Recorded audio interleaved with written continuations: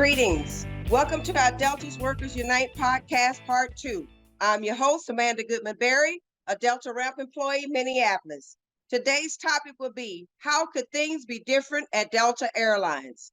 Our question today will be coming from 5 of our Delta Ramp employees system-wide. So let's jump right in. First, I would like for you to introduce yourself, your name, your station, and your position. Could you start us off, Brother Dan? Yeah, my name is Dan McCurdy. I work in Minneapolis on the ramp. I've been out here 25 years. I started pre-merger Northwest, so I was unionized, and then switched over to Delta, non-union. So our brothers at United a little bit. We have the same perspective, but exact opposite. So. All righty. Brother Orlando? Good morning, everybody. Orlando Morales, Phoenix, ALA, ramp. Been working with Delta Airlines. I just hit my 25th year. I'm excited to be a part of this.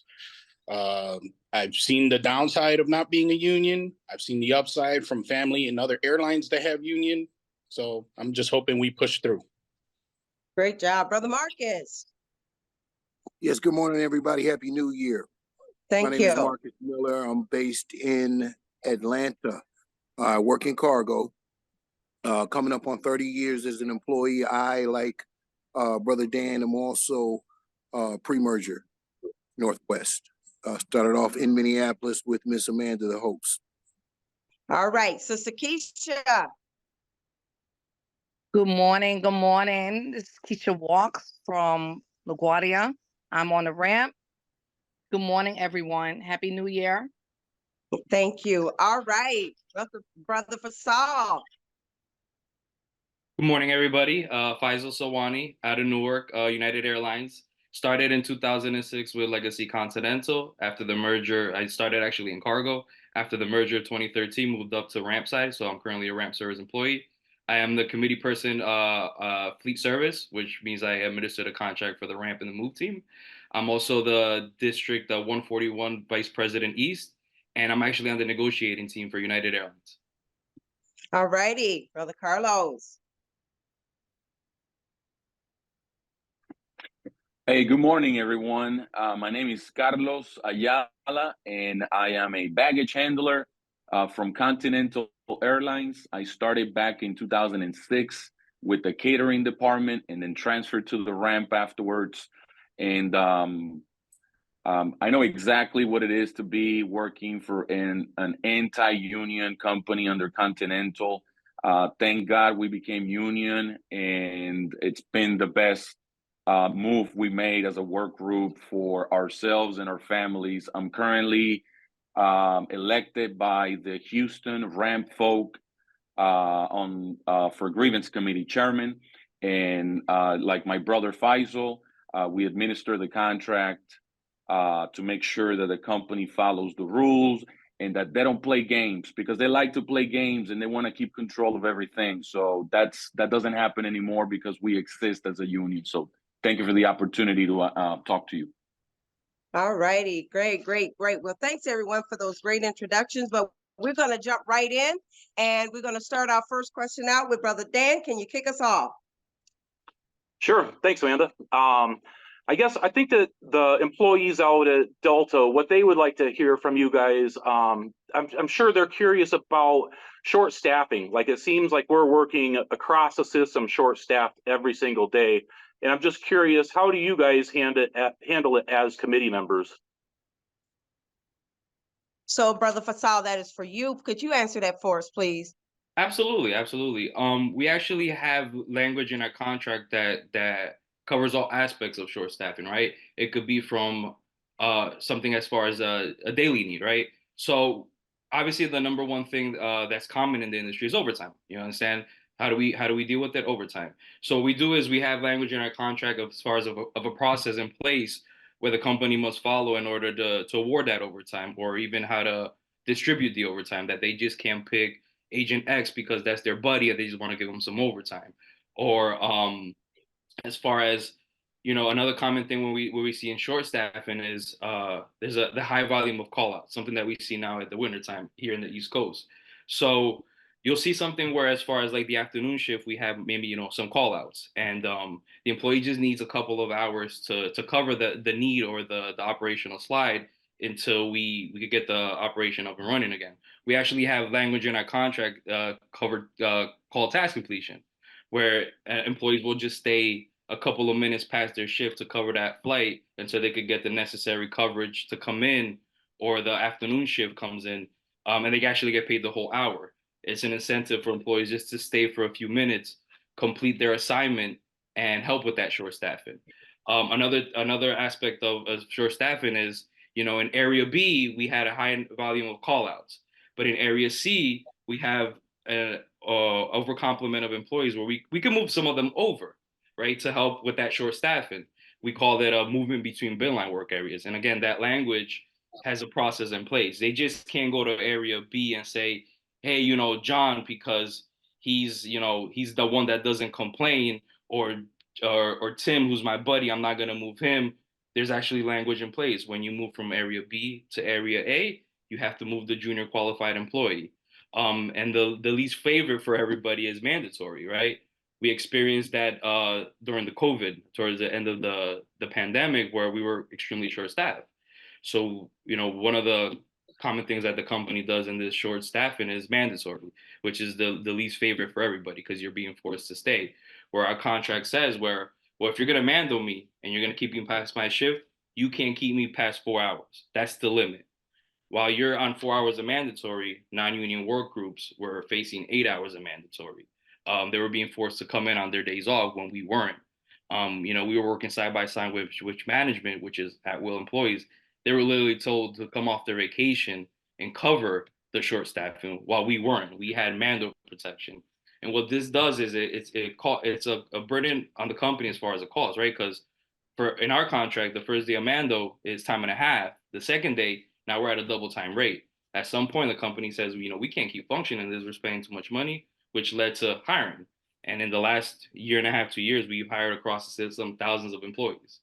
So as you get, we have all different type of language to cover these short staffing. Even as something, again, another subject is, you know what, for the next 3 weeks, you know, the because the company, of course, they mess up all the time, and they're gonna, you know, use you, right? They're gonna break your backs or do something on your end to cover their mess up. So they'll deem, you know, we just had a bid, but we don't want to admit that we made a mistake. So let's adjust everybody's schedule. So they can't come to you on a Monday and say, hey, starting tomorrow, we're moving you to the afternoon shift, or we're gonna adjust your schedule for, you know, so on, which is a burden on us because we have personal lives. So we have language for that too. It's called, you know, the shift adjustment, where they have to give you at least a 7 days notice. So, you know, you can make all the accommodations to in your personal matters to adjust your schedule. And if it goes past a certain amount of time, that causes a whole rebid. Now they have to do a whole new shift bid. So, you know, we have all different type of language in our contract just to cover just the one thing of short staffing. That's Thank you awesome for to that, hear, and Ron. I'll pass it back to Amanda. I just wanted to say it's refreshing to hear as well, because back at Northwest, I'm sure Amanda and Marcus remember this as well, that we had a similar language in there for if you were worked right up to the end of your shift and it went over a little bit, we call them short hours. So if you stayed after for like 6 minutes, you got paid for the entire hour. So that's just a mutual respect thing between the company and the employees. It's not all one-sided where the company forces you and then you're upset that you have to stay. I'll gladly finish my task if I get paid for an hour of pay. So thank you very much for that answer. Absolutely. Yes, thank you. Thank you, both you brothers. Thank you. All righty. Well, let's keep this going because we get some good answers here. All right. Next up, we have Brother Orlando. Would you proceed with your question, please? Safety is a huge concern at Delta. It seems a company can nitpick what they want to follow. Our biggest issue is extreme weather, broken equipment, and just falls under the short staffness. What would change if under a union? All right, Brother Fasal, that's back on you again. Yeah, you know what? You're right, and you know the companies always say safety comes first, but they're really quick to cut corners, right? They love to do that. We actually have language in our contract that identifies safety. We have in Article 10, we actually have safety language, and the one language that we have in there that I really like and our members actually use a lot is if you deem something unsafe, if you believe something is unsafe, you have every right to refuse to do it. Whether it's the equipment is malfunctioning, we're short staffed at the gate, and one thing that the company likes to do, right, because they have numbers to meet, they want to meet their metrics. They want to make sure flights are on time. They'll ask you to cut corners, right? If we deem it unsafe, we have every right to say no. Part of that language in the contract for safety is we actually have safety positions across the system. We call them safety advocates. It's a safety team, which is brothers and sisters just like you and I. They go into this program and they're out there identifying all the safety issues, and they do a lot of peer-to-peer to identify the issues, speak with the employees, how we can avoid these safety matters. They do a lot of safety classes as far as how to properly use equipment, ergonomics, as far as stretching, proper techniques as far as loading bags, unloading bags, all that stuff. One of the other things that we have that we established through negotiations is actually a safety team, and we actually have a director of safety who's a member on the floor. Which for the IAM District 141, we have Director Bill Salo. He's a ramp service employee out of Chicago. He has a team of safety coordinators across the system, and one thing that him and his team help establish is the GSAP program, which is the Ground Safety Action Program. That program, when it first came out, it was just designed for pilots, and it's an online tool where the pilots would file a report online because they identify some safety issue, and they were able to expand it to all the other work groups as far as customer service, the central load planners, the ramp service employee, and this is a non-putative program where if for all different type of safety concerns, I got hurt at work, equipment is not working, this process is unsafe, and this committee that reviews it is actually a committee with the company United Airlines, the FA, and the IAM. So we actually have members sitting in this committee, and they review these cases. And I'll give you an example where we recently had an issue in Newark where as the crew was bringing in the aircraft, it ran into the jet bridge, right? So they got together and they filed the GSAP, and it was accepted.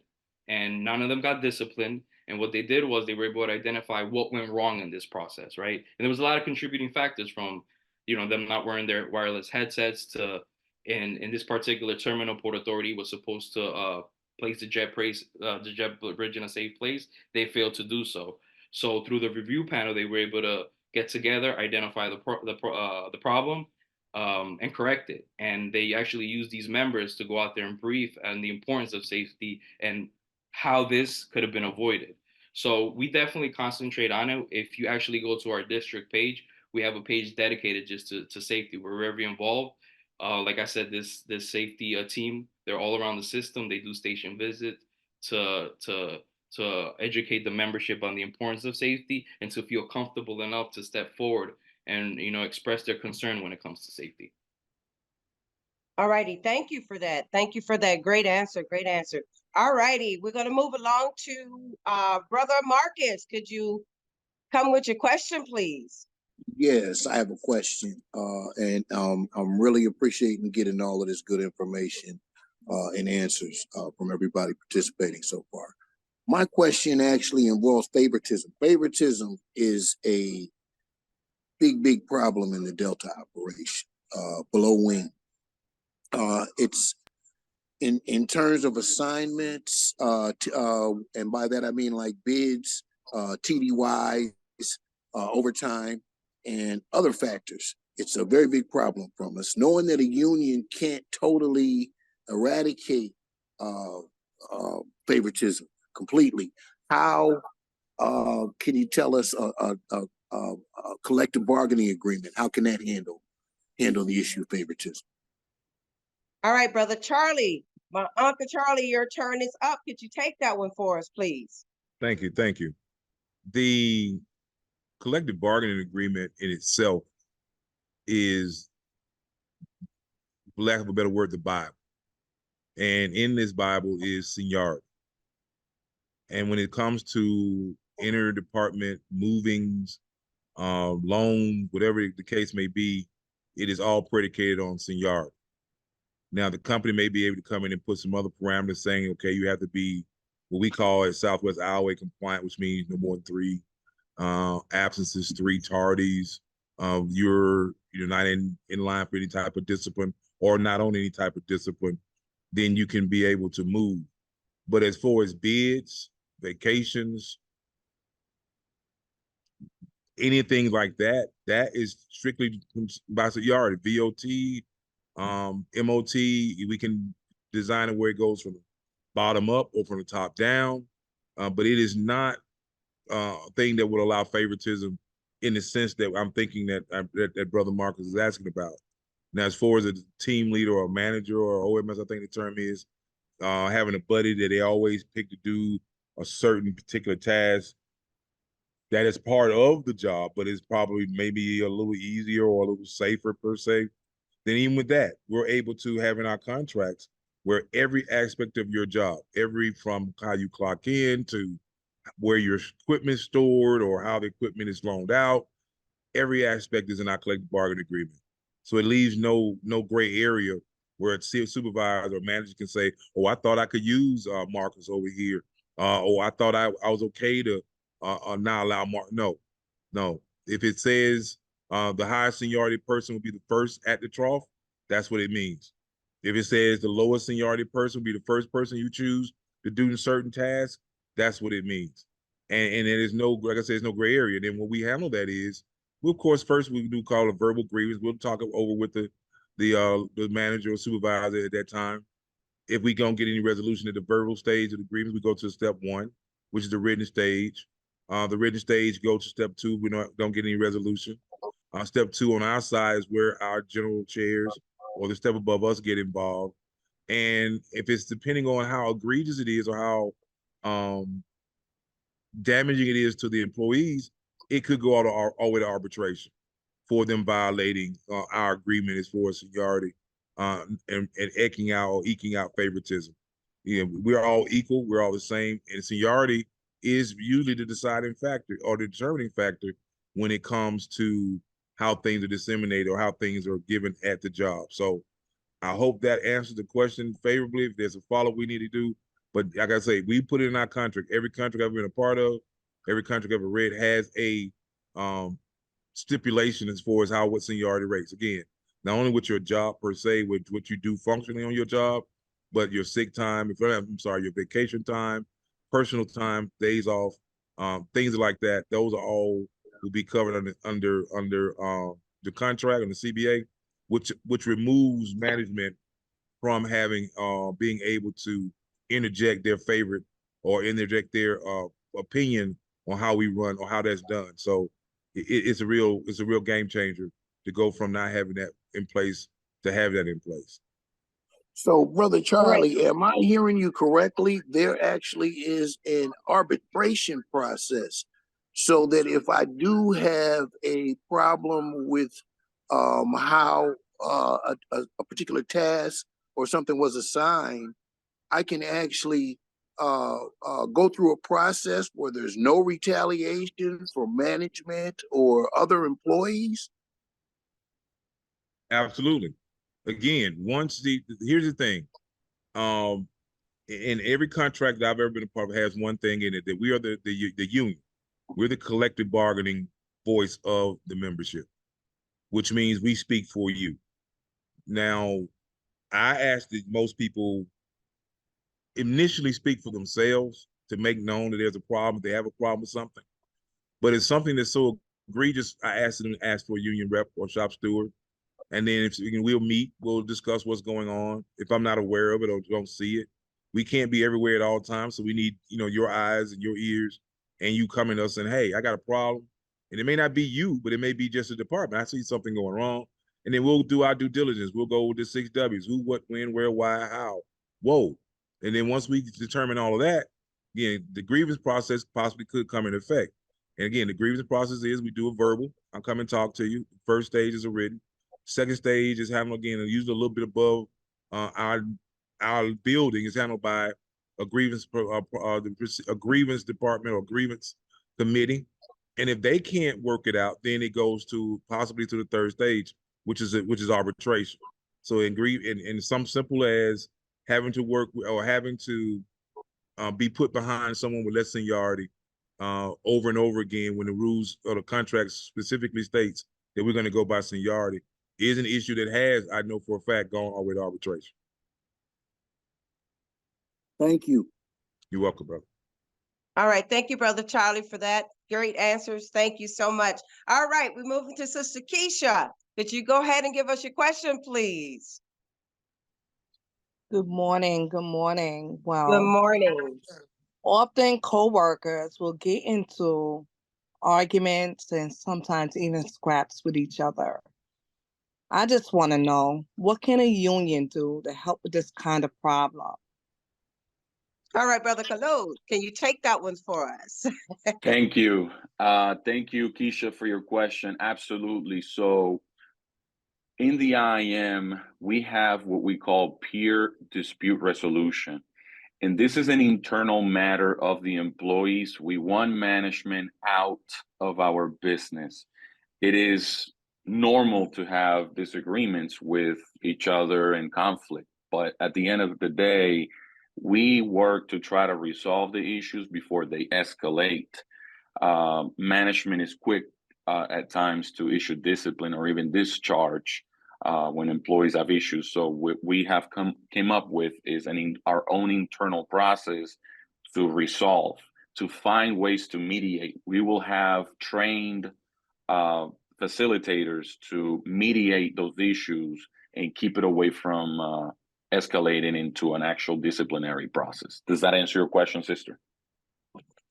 Yes, it does. Thank you so much. All Yeah, righty. Carlos, Thank I'd like to, Amanda, do you mind if I add something right here? I No, find what you absolutely. say interesting because I think it's funny that like the stigma is out there. Like they try to say that unions protect lazy people. It's the exact opposite. Non-union workers are, you don't get to report it. I don't want to go to the company and possibly risk somebody's job, but I do want people pulling their weight. And that's the beautiful part about a union is that I can go to a shop committee, go to one of the stewards and say, hey, listen, I'm working with somebody. Maybe they've got some things going on that I don't know about, but could you just have a conversation with them and see if they can pick it up? Then it stays out of the company's hands. They're not going to get in trouble and they know that they need to step it up a little bit. So thank you for the answer as well. I appreciate that. Absolutely. Thank you, guys. All righty, Brother Will, you up next. And Brother Carlos, stay on. You are with the next question as well. All right. Hello, Brother Carlos. My name is William Payne. I'm a ramp agent out of JFK. And my question for you today was, the company often hands out unjust disciplinary action. What is the union role in these kinds of cases? Like, how do they provide support? How do you know that the union has your back and they're literally not just taking your money or your dues and not looking out for you as an individual? Hey, Brother William, thank you for that question. This question hits home for me. And I'm going to tell you a little story, if time permits, real quick. I'm working on the ramp. This is before we were unionized. And there's some luggage we're loading on a cart. I take that luggage to a baggage claim area for a baggage claim delivery. My cart became disconnected from my tractor, my tug. And thankfully, no one got hurt. As I'm driving, it collided with another tug. And the company wanted to terminate my employment. Well, we were very close with losing my job because we didn't have a way to say, listen, you have to investigate. There was an issue with the hitch on the tug. There was maintenance that's supposed to be done on these vehicles that weren't done properly in a timely manner. So now that we're unionized, we have a grievance procedure, and the company has to follow what we call just cause, which are 7 tests. It's a legal framework, and there are 7 tests that the union puts the company through to make sure that was it a reasonable rule or order? Did they give people notice on what the consequences may be for their actions? Did they conduct an investigation? Was it done fairly and objectively? Did they have substantial proof of what they're claiming? Was there equal treatment? Did they apply the rules and the penalties even to everybody? And the last one is the penalty. Did the company issue discipline that is consistent with what the person did? For example, if I show up late to a flight because I'm coming from another flight, Can the company put me on a termination warning? Those are the stuff that they would do because they wanted to keep control in some of that fear into people. So the grievance procedure in a contract has so much value. It goes beyond the dollar amount that we're making anyways, right? Because we can negotiate wages. But the fact that you could put something through the system through a grievance procedure, and like the brother Charlie said earlier about having an opportunity to not let the company be the one with the last say, but give an arbitrator the opportunity to rule on a case, that is probably one of the most important things in our contracts, in a union contract. Thank you, Brother Carlos. Brother Dan, I know you got a lot of experience with this too, because this is very, very awesome. But I just want to, with our Atlanta, our Delta people, our system-wide people with Delta, what do you can add to that also that we see here in Minneapolis and system-wide?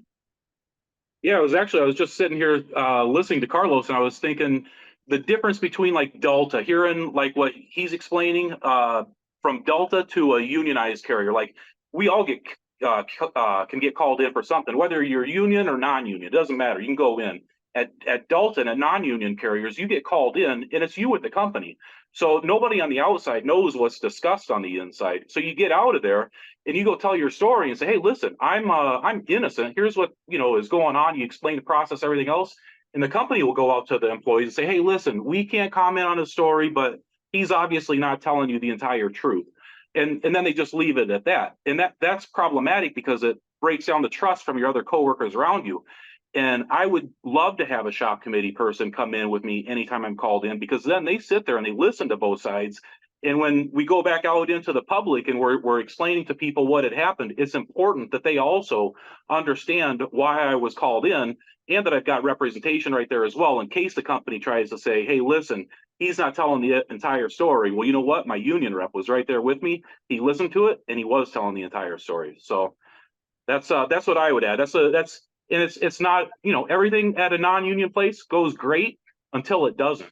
And then you're done. Then you're out of a job. So people that don't, they use dues or whatever else, listen, I'd gladly pay dues just for that contract to have with the company. So that, because I love my job as a non-union person or as a union person, both sides, I love it. It's just that your relationship with the company is so much more fragile without a union. Thank you, Brother Dan. Thank you, Brother Carlos. So we're coming to an end here. We've asked all our questions, but I found something very interesting between Brother Carlos and Brother Firesall, is that you both came from non-union pre-merger Continental. Is that correct? Correct. Okay, and now that you're with United and your union, how does that feel to come from not having a real voice with a non-union and now having a voice being union? How does that feel, and what does that feel like? What does that give the workers to have you now as shop committees and reps, and what does that feel like from all of you and Brother Charlie? What does that feel like to have you guys? But that was very interesting that you came from Continental to a unionized airlines. Well, I'll start off first. Definitely, you feel the difference, and the biggest thing is your voice is heard. Carlos brought up some good points. Some of the others, when you're non-union, just voicing your opinion will get you in trouble. The company's gonna want to get rid of you because you're the problem child. You're the one that opens your mouth. And you definitely see the difference as far as discussed earlier, the favoritism piece. There's no favoritism. Just like our other brother mentioned, we in our contract is all seniority, something that we didn't see before. When I started in Legacy, Continental, and Cargo, and there was a lot of favoritism, especially with the overtime. Supervisors will go to their buddies and just only give them the overtime. That's done. There's not any of that no more. Where now we have a process in place for the overtime, and in the event, because they'll still try to do it, company will still try to be sneaky and give overtime to their buddies. We have a bypass process where the person who stayed home, that you bypass them because you decided to give your buddy some overtime, they get the bypass pay. They got paid to stay home because you violated our contract. So that's one of the many things you see. But that's the biggest piece that I like, is because now I feel like we have a voice in the workplace, and whether the company likes it or not, they do have to hear our voice. So it's definitely a big change, and I can't tell you how happy I was when the union stepped in, because again, we were non-protected, and I was a victim of that. I worked in cargo after the merger with the company to save money. Again, they're not going to take money from the executives; they're going to come to the frontline workers, and they outsource my work. At the time, we were with a different union, but once we came into the IAM, my job was protective, and I was able to, with my seniority, go up to the ramp. So you definitely feel the difference. And like I mentioned before, the biggest thing that I love is the voice. We have a voice out there, and the membership, they're not afraid to step up and express their concerns. Awesome, awesome. Brother Carlos, you got anything you want to add to that? Yes, ma'am. For me, it's getting management to understand that we need each other. It's not just that you need us or we need them. We need each other. We can work together to make the job safer and better for the airline industry, our passengers, everybody. Without the union, it was their word, and if you didn't like it, depending on how big your mouth was, you were going to get terminated. But with the union, it's different because now we have a contract that states what the rules are, and we can play by those rules. And if something is off, then we have to work it out together, because you're going to recognize the workers for their efforts, and you're going to listen to their feedback and fix the issues that they have. When you're at will, they don't have to listen to you. Sometimes they will, sometimes they won't. But if it's in the contract, there is no questions about it. And that's the main difference for me. That's huge for us. Okay. That's Oh, powerful. Brother Orlando, sorry about that. Did you get to ask your question? Yes, I did. I was the one Okay, with the safety concerns. okay. I just wanted to make sure, because I didn't want to skip anyone, because I No. knew we had quite a few questions today. And thank you guys so much for that. So I'm hoping that our viewers and the Delta workers have a better understanding of the topic that we've had at hand. How could things be different at Delta with a union? How it could and would be with a union. Brother Charlie, you got your hand up, so I'll let you speak real quick before we I'm move sorry. forward. Yeah, I No, just want no to make problem. sure in conjunction with the brothers, the dignity factor, the respect factor, the not having to go to work with your head held down or your back bent, that you walk in on equal footing. You walk in with a puffed out chest and an uphill head, because you know that you have the backing of your union, and that is something that you can't buy, or it can't put a price on with union dues. You have the collective bargaining of all your members, all the members on the other side of the union, it's in IAM is 600,000 of us strong, active and retirees that we do, and you go to work with that support, and you feel the difference, and the company know you have that support, so they act differently. They're not as quick to to do things that they normally or typically do, especially with Delta, because they know there's a process, there's backup, and then we put our money where our mouth is. So we're not just saying it; we're going to support you. Our union supports you with not only our efforts, with our dollars as well, and making sure that any injustice that is wrought, we're going to fight to make it right. So that alone, or that also include all the other stuff, makes a real big difference going forward. Thank you for that. No, thank you, Brother Charlie. Thank you so much. So I want to just overemphasize that I hope that our workers can get a real better understanding of what it is to have shop committees and union reps on your property, on any our property in our behalf, because being a union steward myself, and Brother Dan also being shop committee and went on to be the Midwest vice president. He was also able to, get a lot of knowledge in doing that. So we're going to wrap this thing up, and we've had a great conversation today. And I thank you guys, my panel, my United Brothers, Delta's co-workers. I thank you for being here. So Brother Dan, can you wrap us up in the message that you would like for the employees to hear from that we should do going forward?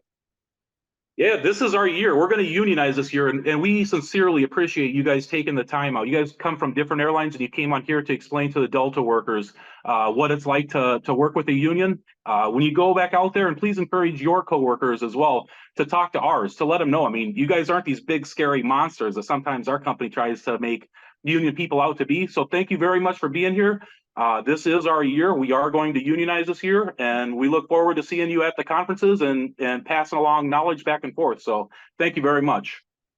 All righty, that brings us to an end of our podcast number 2. We'll see you guys on the next one. Thank you everyone for being on the panel. Have a good day, and we'll see you next time. Delta workers, sign those A cards. Bye.